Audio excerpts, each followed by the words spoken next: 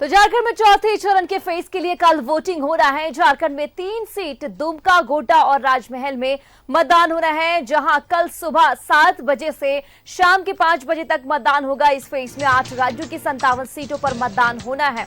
आपको बता दें कि जहां पर 904 उम्मीदवार अपनी किस्मत आजमा रहे हैं। झारखंड में दुमका, गोड्डा और राजमहल सीट पर कल मतदान होना है। तीनों सीटों पर कुल 52 प्रत्याशी चुनाव मैदान में है। निष्पक्ष और भयमुक्त मतदान को लेकर प्रशासन पूरी तरह से तैयार है। पोलिंग पार्टियां मतदान केंद्र के लिए रवाना हो रही है। मतदान केंद्रों पर सुरक्षा के पुख्ता इंतजाम भी किए गए हैं। तो 3 लोकसभा सीट पर जंग होगा। कल चुनाव होना है, इसे लेकर तमाम तैयारियां जो है वो देखी जा रही है। सुबह से हम अलग अलग जगहों की तस्वीरें भी आपको दिखा रहे हैं कि कैसी तैयारियां हैं। मतदान कर्मी जो है वो बूथों तक पहुंचना उनका शुरू हो चुका है। और देखिए, कल चुनाव है जो कि सुबह 7 बजे से ये शुरू होगा और शाम के 5 बजे तक चुनाव चलता हुआ नजर आएगा।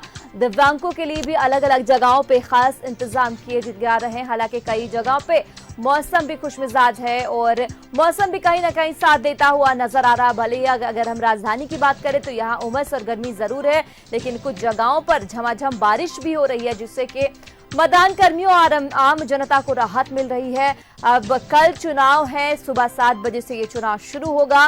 3 लोकसभा सीट पर कल जंग है। हमने देखा कि कई तमाम बड़े स्टार प्रचारक जो है उनका दौरा देखा था, लेकिन अब जनता जो है वो क्या तय करेगी। 4 जून को परिणाम आएगा और इसके बाद ही ये देखा जाएगा कि जनता दिल्ली किसे भेजना चाहती है। तो बस कल का इंतजार है।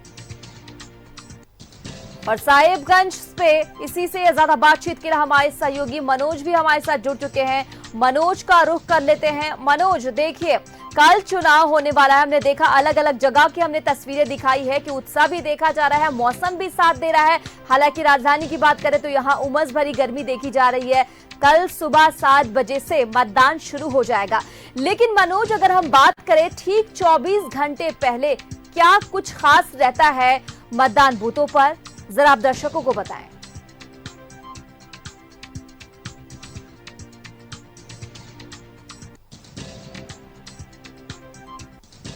हो जाता है। उसके बाद ये 24 घंटा काफी अहम होता है प्रत्याशी के लिए और प्रत्याशी के साथ साथ वो कार्यकर्ताओं के लिए जिनके कंधे पर ये जिम्मेवारी होती है कि बूथ को मैनेज करना है। क्योंकि बूथ में जो पोलिंग पार्टी बैठेगा, पोलिंग पार्टी के साथ साथ वोटिंग परसेंटेज ज्यादा से ज्यादा बढ़े। हर राजनीतिक पार्टी यही चाहता है। और साथ साथ जो प्रत्याशी है वो 24 घंटे ही पूरा खेल होता है वोटिंग का। भले ही आप 15 दिन, महीना दिन, 1.5 महीना, 2 महीना से आप प्रचार कर रहे हो, लेकिन कम से कम ये 24 घंटा का जो समय है, यही वोट जो है वो टर्न करता है कि आप कैसे अपने जनता को समझा रहे हैं। जनता के से आपने जो वादा किया था वो जनता कितना आप पर भरोसा कर रहा है, तो वो सब कुछ 24 घंटे में होता है। दूसरी तरफ जो तैयारी है वो राजनीतिक पार्टी की तैयारी होती है कि सीधे तौर पे जो बूथ स्तरीय जो कार्यकर्ता हैं वो कम से कम मजबूत हों और कम से कम जो ज्यादा से ज्यादा लोगों को अपने पक्ष में वोटिंग करने के लिए बुलाएं। ये राजनीतिक पार्टी का होता है। दूसरी तरफ जिला प्रशासन, चुनाव आयोग का जो निर्देशानुसार है, पोलिंग पार्टी को रवाना कर दिया जाता है एक दिन पहले, ताकि सुबह 7 बजे से मतदान होना है। सभी पोलिंग पार्टी शाम 5 बजे तक अपना अपना रिपोर्ट जो है जिला निर्वाचन पदाधिकारी को, उपायुक्त को सौंप देते हैं।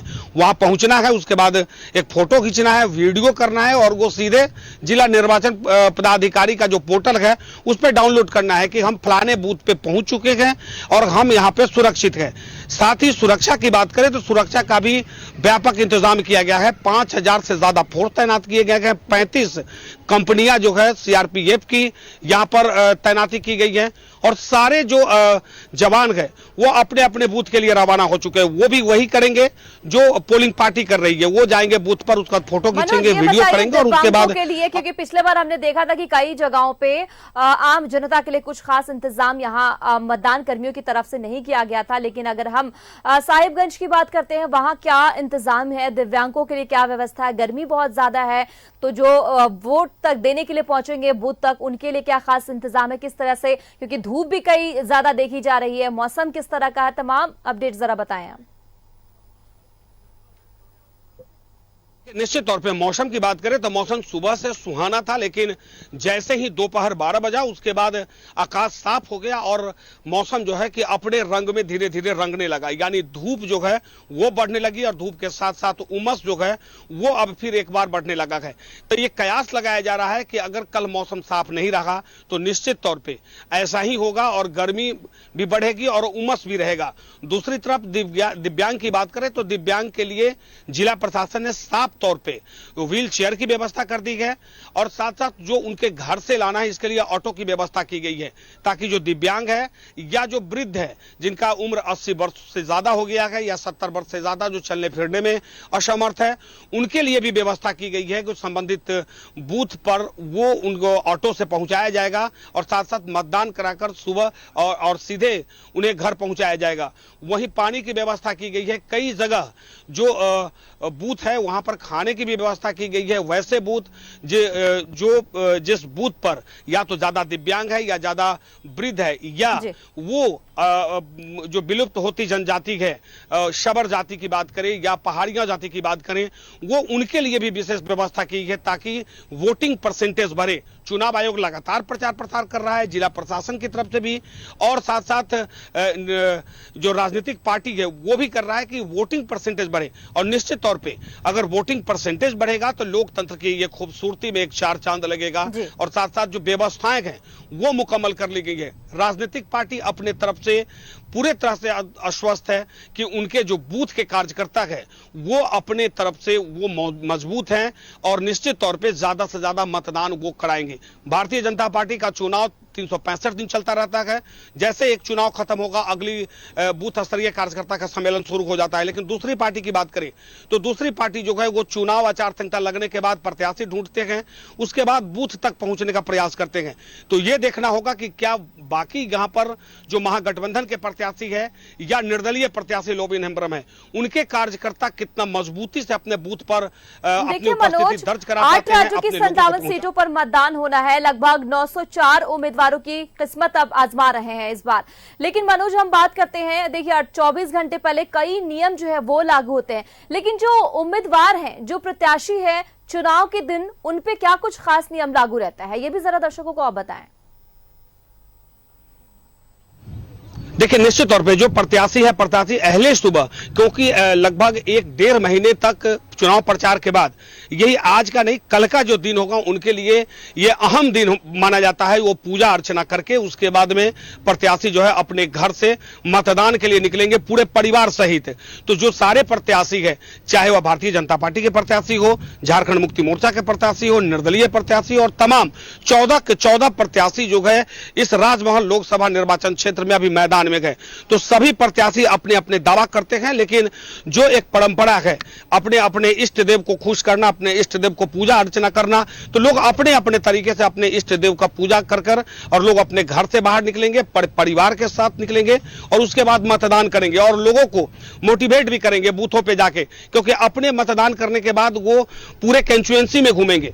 वैसे जगह जहां पे नहीं लगता है कि मेरा अपना मेरा वोटर बहुत ज्यादा है या जहां मेरा वोटेज परसेंटेज कम पड़ने वाला है, तो इन दो जगहों पर ज्यादा जो प्रत्याशी है अपना वो समय व्यतीत करेंगे, क्योंकि यही वो समय है जो 1.5 महीना तक आपने जो मेहनत की है वो मेहनत का नतीजा जो है कि 1 जून को यानी कल सुबह 7 बजे से शुरू होगा और 5 बजे के बीच तक हो जाएगा। जी बिल्कुल मनोज, तो देखिए चौथे फेज के लिए चुनाव कल होना है और हमने देखा कि मतदान कर्मी भी अब बूथों तक पहुंचना शुरू हो चुके हैं। झारखंड में दुमका, गोड्डा और राजमहल सीट पर कल मतदान होगा। तीनों सीट पर कुल 52 प्रत्याशी चुनाव मैदान में है। निष्पक्ष और भयमुक्त मतदान को लेकर प्रशासन पूरी तरह से तैयार है। बस कल का अब इंतजार है और अब देखना होगा कि 4 तारीख को जब परिणाम आएगा कि जनता किसे जो है सरों का सरताज बनाती है, किसे दिल्ली भेजना चाहती है। चलिए, तमाम जानकारी के लिए मनोज बहुत बहुत शुक्रिया आपका। आगे भी आपसे जानकारी हासिल करती रहूंगी।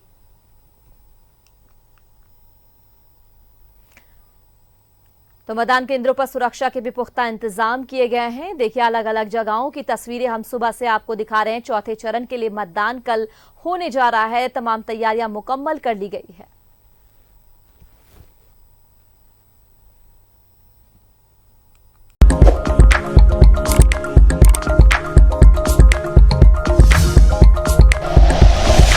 Like and share videos, subscribe करें हमारा चैनल और प्रेस करें बेल आइकॉन। News 11 भारत, सच है तो दिखेगा।